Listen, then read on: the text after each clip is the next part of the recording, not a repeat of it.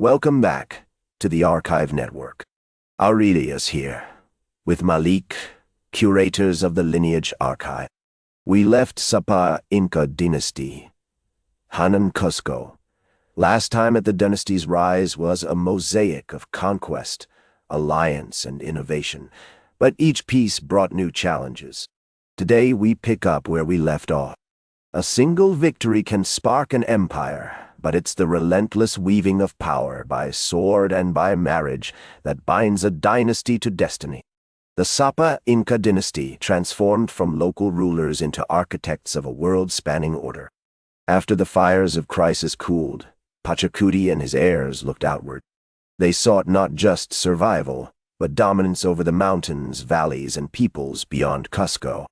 But, Aurelius, it's important to highlight that this transformation wasn't just about conquest. It was about the integration of diverse cultures and knowledge.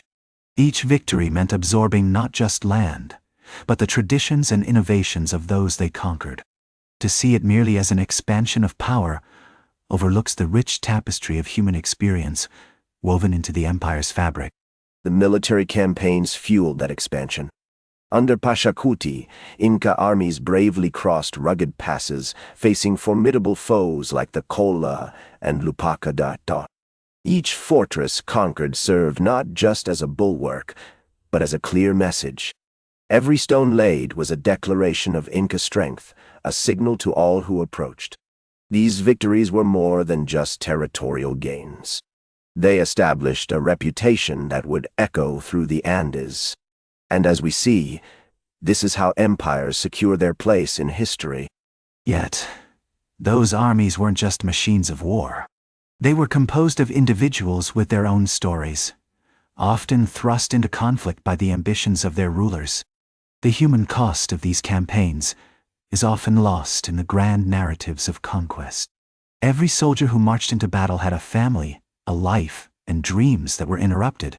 Pachacuti really grasped the importance of laying a solid foundation for his empire. The strength of the Inca military wasn't merely a matter of having a large army. It was about discipline and organization. The stone-paved roads they constructed were more than just pathways. They became the lifeblood of the empire, enabling efficient movement and swift communication.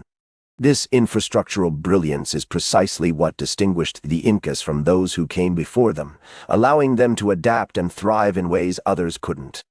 Aurelius, those roads were more than paths. They were lifelines for the people. They carried news, goods, and ideas. But they also carried the burden of imperial oversight. Not every community welcomed this new order or the imposition of Inca rule. The resistance that simmered beneath the surface was just as vital to understanding this empire. The Sapa Inca's court was more than just a place of governance. It was a grand stage for hierarchy and spectacle. Processions of nobles and priests wove their way through the bustling plazas of Cusco, each step deliberate and laden with significance.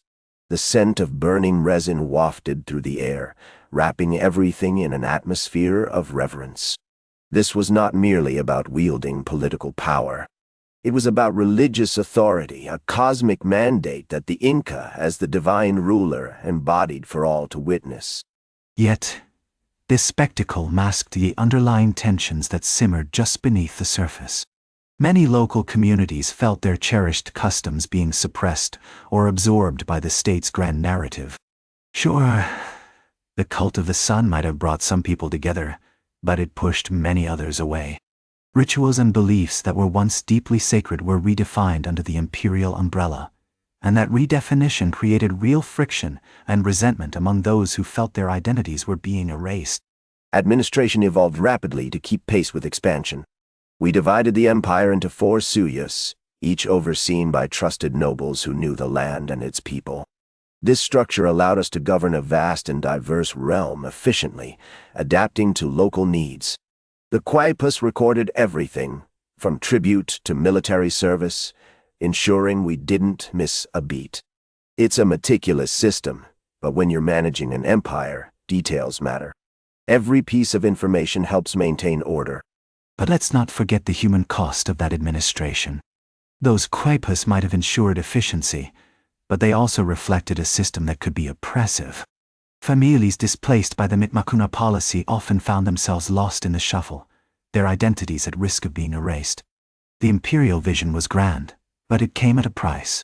True, the dynasty's rise was a mosaic, a patchwork of ambition and strife. Each conquest and alliance brought new challenges, both expected and unexpected. As the Inca integrated diverse peoples, they faced the ever-present danger of fractured loyalty. The core of their empire, rich and complex, was also precarious, held together by threads that could easily fray. We often forget that empires thrive on unity, yet they constantly dance with discord, always risking their delicate balance. And those threads are the essence of this story, Aurelius. The ambitions of the Sapa Inca built a magnificent realm, but they also laid the groundwork for future conflicts that would tear families apart. As heirs rose against one another, the very unity they forged could unravel before our eyes. It's a poignant reminder that power, while incredibly potent, can be just as fragile. We see how quickly dreams can turn to dust when trust erodes. True power awaits, but so do new perils lurking in the shadows.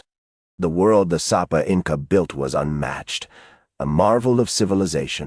Yet the seeds of strife were quietly planted, often overlooked by those in power. Unity is a delicate balance, fragile as glass, one that history has shown can shatter in an instant.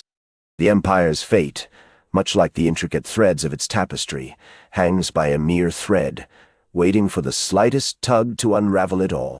That's where we leave it this time. Sapa Inca Dynasty, Hanan Cusco, continues. The story isn't finished yet. Find the full series on the Lineage archive, part of the Archive Network.